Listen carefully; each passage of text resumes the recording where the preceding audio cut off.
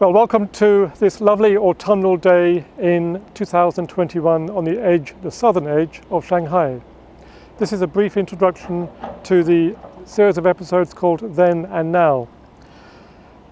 The episodes are inspired by and based on this lovely book called Changing Shanghai, which presents a series of pairs of photographs. The earlier set, in black and white, are photographs taken in the 1970s, 80s and 90s, and the second set in 2004. It so happens that these photographs are taken by father and son. We'll talk more about these folks, especially the father, in a second. What we're trying to do in this series is to find the same position as these photographers did and essentially extend this historical archive from 1970s, 80s, all the way through to 2021. So let me introduce the photographers here.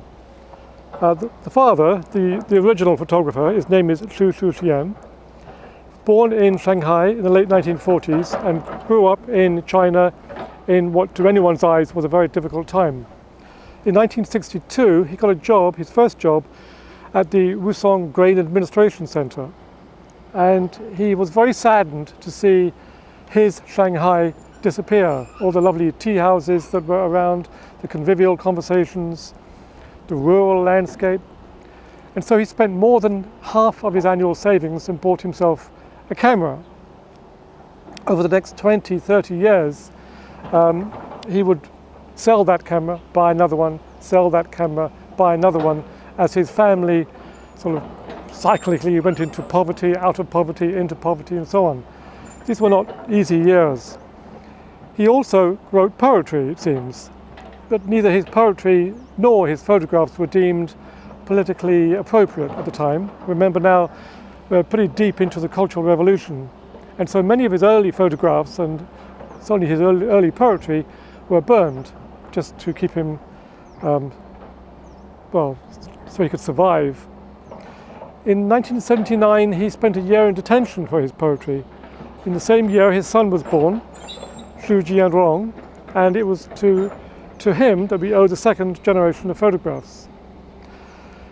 Xu Xixian kept incredibly immaculate notes in this book, or in the photographs that became this book.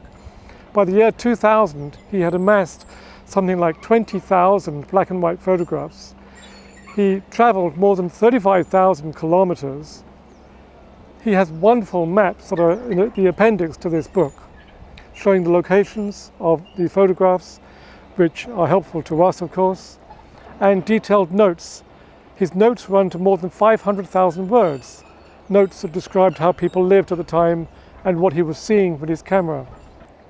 One reason that we're doing this introduction from this spot is because it is a fantastic example of how fast things are changing in Shanghai.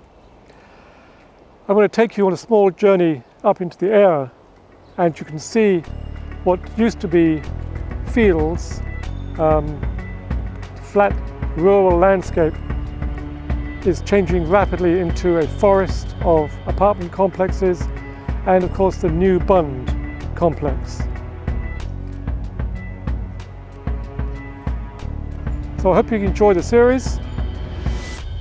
Do like us and subscribe if you do like us, and we'll see you on the road.